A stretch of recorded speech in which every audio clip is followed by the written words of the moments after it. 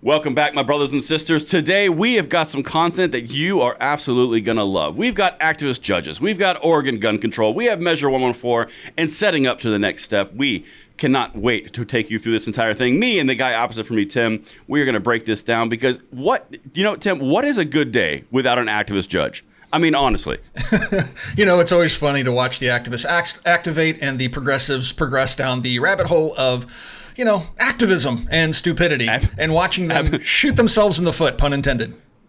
No, that's a very good assessment, and we're going to break that down even further. But before we get into that, make sure you guys pay attention. We've got a sponsor, LAS Concealment, and then we're going to hit this, and I can't wait to walk you through the crazy. And the content today is brought to you by LAS Concealment. And if you're in the market for a holster for your favorite freedom tool, LAS Concealment is worth a look. They have everything that you could imagine, all molded from Kydex to your said freedom tool. Everything is fit directly to that model for a superior comfort and safety. They have inside and outside the waistband options, multiple designs, all sorts of different colors, and they are tested by the world's most elite special forces. Make sure you check it out. There's a link in the description box below, and thank you so much to LAS Concealment for making this content possible. All right, so like I said, thank you so much to LAS Concealment. Make sure you guys like the video, subscribe to the channel, and turn the notification bell on. And with that, we are going to dive in to the most abject failure of a decision, the most insulting to the Constitution thing, personally, Tim, I've ever read. This ballot measure 114 in Oregon, this has all the makings of progressing towards tyranny, as you mentioned. Mm-hmm. Very well done, by the way. This is crazy. This is absolutely crazy. Yep. Well, I mean, it's not shocking coming from the left coast, but it's you look at this stuff and you just scratch your head like, where do these people come from? Mm-hmm. And do they really think they're going to get away with this? Or, I mean, if you're a conspiracy theorist, maybe you look at this and go, maybe this is by design and they're actually out there to really help us because they're certainly not helping themselves in the cause they appear to be pandering to. Yeah, no, exactly. I mean, you guys, if you're not familiar with this, let me just give you a brief primer on this. Ballot measure 114 is really the heart of what we're about to cover. And it was passed in Oregon through a ballot measure. Okay, so this was done not through the legislature. This wasn't passed by the actual legislators in Oregon. This was actually done by the people, and it passed in a margin like 50.7, I believe was the actual number. But it does things like requiring fees to own a gun, passing tests, requiring permits to own a gun, bans large capacity magazines, bans assault weapons. It does the entire litany of insane gun control, but the way that it does it, it's setting itself up for failure. And this judge, which we're about to walk into, Immergut, I believe is the federal judge's name, set up the worst possible reasons. And we're going to walk through a few of those, and then I'm going to show you how the actual appeal has already been seated, and it took one business day, Tim. Yeah, I know. One business day. It happens over the weekend, and by the beginning of the next week, boom, appeal. Right. No, legit. Like the timeline on this was drops on Saturday, fallout begins on Sunday, appeal filed on Monday. Legit. I think this is a testament to the ruling itself, because generally when a court rules, it takes lawyers and legal minds to kind of some time to process that, formulate a response, and then file an appeal. The fact that they appealed it literally within a day tells you that this was such an egregious ruling that the legal minds just looked at this and went, oh yes, file. Yeah. Yep. No, that's exactly right. And so now let's break this down a little bit, Tim. Let's bring the people along with us, and then we'll show them what the notice of it. It's technically a notice of their plans to appeal. So it's technically not filed, but they're gonna. Right. Okay. So anyway, I mean, goodness gracious, you can go assault weapon bans, you can go large capacity magazines, you can go permit to purchase, and you can go Second Amendment and history and text and tradition of Bruin. I mean, like, you can go all four of these, and this judge just really crapped the bed. I mean, not to be too crass, but like, this was a mental gymnastics test like I've never seen. This when these activist judges do these things, you would think that they're highly educated people. You would think they would understand that by coming up with these crazy rulings, that they would understand that they're hurting their cause and helping ours. Right? I'm fine to let them keep doing this stupidity, but it's just mind-boggling to me that these presumably educated people still don't get it when they've had this exact same scenario play out multiple times in recent history, and they keep getting the door slammed in their face, and they keep bolstering our position. They keep giving us rulings like Heller and Bruin and all that other stuff, and it's because of the stupidity. So what she's doing is forcing the higher courts to go, Yeah, no. And now we Like- just got like, another right. feather in our cap because of your stupidity. But hey, Right. keep stupiding. It's working for you. I mean, it's working out well. So let's just start with the Bruin test. And again, we're only doing the lead up into what we're about to cover. So the Bruin test, history, text, and tradition, Tim, the judge actually cited in this case that billy clubs, Bowie knives, and machine guns have all been regulated. So therefore, that's your history, text, and tradition for commonly used firearms. And we're going to get to that common use in a second, too. But that's the example she used. I mean, like an NFA item, a knife, and a piece of wood. I guess that's good news for people that live in states where switchblades are banned. I mean, like it just Apparently, apparently they're protected where other things aren't. right. It just doesn't make sense. And you can see this judge clearly had a determined outcome and had to work backwards from that outcome. Instead of working through the case to the outcome, she started at the outcome and worked backwards. Yeah. That's exactly what happened here because it does not make sense on its face at all. So that's what she did to satisfy the Bruin test. Then she goes down and counters the Catano test, where the argument of 200,000 stun guns from the Massachusetts Supreme Court, where they said it's common use. Yeah. Then she said, well, large capacity magazines are not protected because they are not in common use. What she means is standard Legitimately, capacity. it's I mean, Oh. I love it when they use that phrasing, Yes. right? Large standard, capacity yeah. magazines are not protected. But you're trying What? to ban just regular magazines. Correct. This whole notion of a large capacity is false. It's a false narrative. But anyway, No, that's absolutely correct. But it's a game they play with the semantics that we've seen so many times before. You've mentioned it: assault weapons. Then it was weapons of war. Then it's large capacity magazines or LCMs. Tim, LCMs. ooh, it's got an acronym. It's serious now. Oh, it does. It's serious.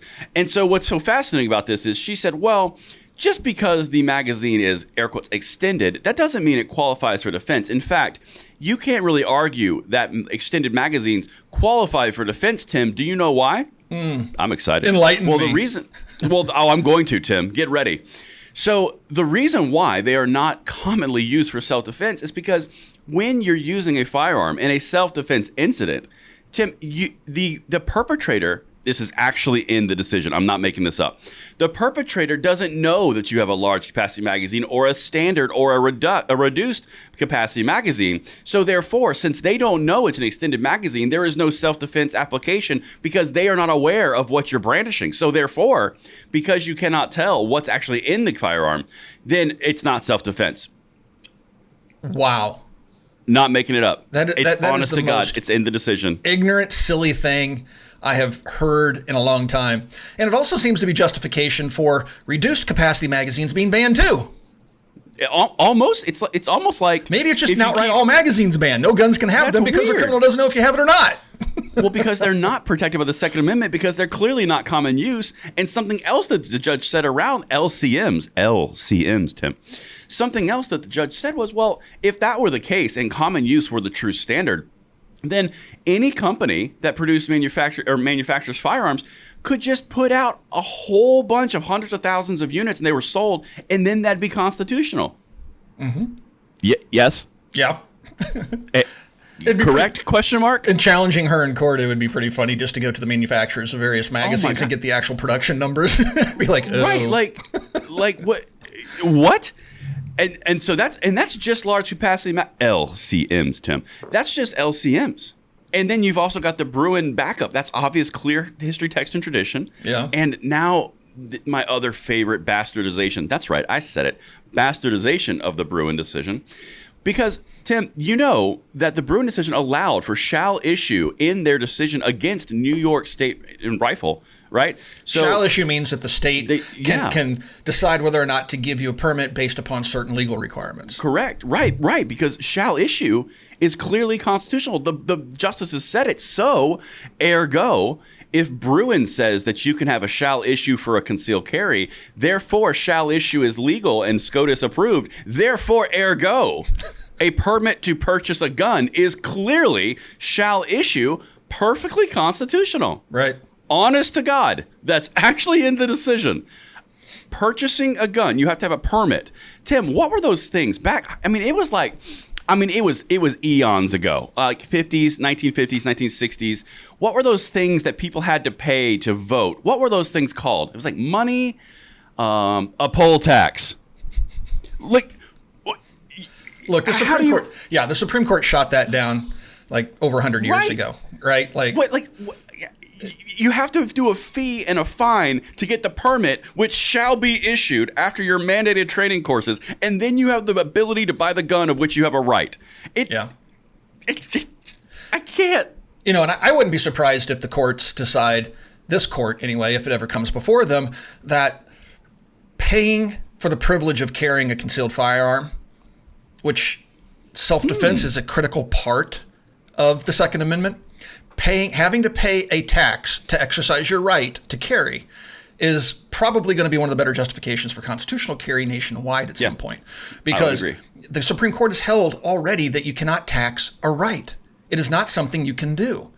So when people say, well, you know, look at cars, you got to have a driver's license to drive a car, but a car is not a constitutionally protected right. It's not a right. It's a privilege to drive. Therefore, you can tax that. However, freedom of speech, would you agree before you write a blog post, you have to pay a $200 tax and wait 6 months for approval from the federal government before you hit submit? No. But that's what we in the Second Amendment community have to deal with on a regular basis. So anyway, and it's passed off as perfectly fine because it's common sense and it's safety oriented and guns are scary. Tim. All it has to do is just save one person. One person life. Is the bar. One single life, Tim. Yep. What about your abortion rulings? Hey, those are zygotes. You're being an ist. Those are racist, misogynist. Those are zygotes. You watch yourself. Anyway, so that's where we've been thus far. But now let's take a look at how fast this got smoked in a notice to appeal. I can't wait to cover this more because this ruling, like you said earlier, it's so bad and so ready to be overturned that all the little people who are throwing out amazing happiness, they're going to get equally destroyed. In fact, you know what, Tim? Let's get crazy. I'm going to show you one of the craziest statements I've seen in a while. Out of order. We're going to go haywire on this day, all right? All right. Mr. Producer, could you throw number 6 up for me? Tim needs to see this early. The chief petitioner said they look forward to the measure being enacted, quote, in the near future. Marilyn Keller, one of the chief petitioners, cheered the ruling, quote, the arc of the moral universe is bending towards justice. It's time for the balanced scales of Lady Justice to be leveled. I just wanted to throw that out there for you. I love these people. Every time they infringe on a right, they tout it as freedom being preserved. Yep. Lady Freedom has scales. Isn't that amazing? And they clearly need to be leveled. Yeah. Or what balanced. A victory for freedom. We've banned the Second Amendment in our state. What a victory for freedom, folks. Man, hey, hold on, Tim. I'm not sure you understood the gravity of that statement. The arc of the moral universe is bending towards justice. They're multiverse believers. You know, it's yeah, that's crazy, man. And you know, wow, where do you just have to wonder where these people come from. And like you said, they're setting themselves up for such complete failure. They're going to be screaming and crying and posting crazy stuff on the internet shortly when this all gets thrown in their face. They can't honestly believe this is where it ends and they have some great victory. You know, this is they cannot see the writing on the wall. They have a flood coming at them, and like all these people lining up to file appeals, they're tripping over themselves. So because they're like, oh my gosh, they see a layup here. That's like, this is so easy. We got this one in the bag. Like they all want credit, so they're all like racing towards the courthouse. It's like absolutely. It's just unbelievably stupid. On their part. It's literally so. This is completely unrelated. This is unsubstantiated. I just think this is a funny optic. So. All the rulings that all the, not really rulings, but all the individual rules, the executive actions, all the lawsuits that have come from their legislation that they've passed. What's so funny to me is they've inadvertently created an alternative economic system for gun rights groups. Like think about this. Just bear with me for a second, and then we're going to get to what we're actually supposed to be talking about.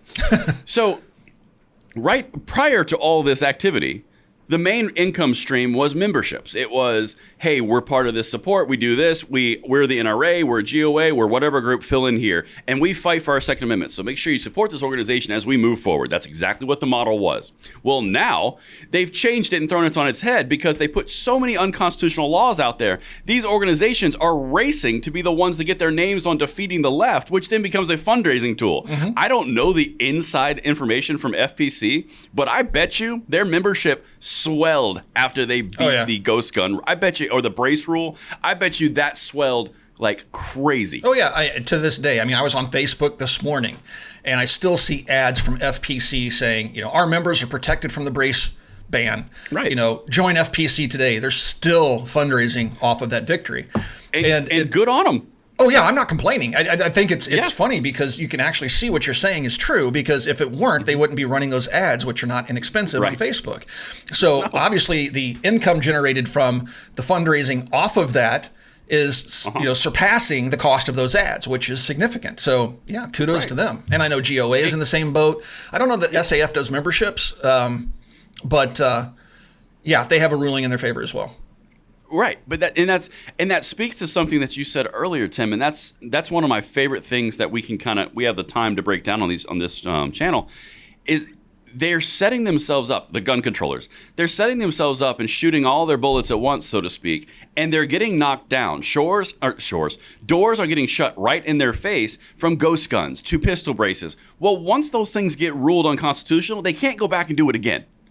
It's just, once they shoot their shot, that's it. When assault weapons ban goes before SCOTUS, that is going to be like, you are going to hear the rees, like the screaming from everywhere, because then Moms Demand Action doesn't have anything they can go after.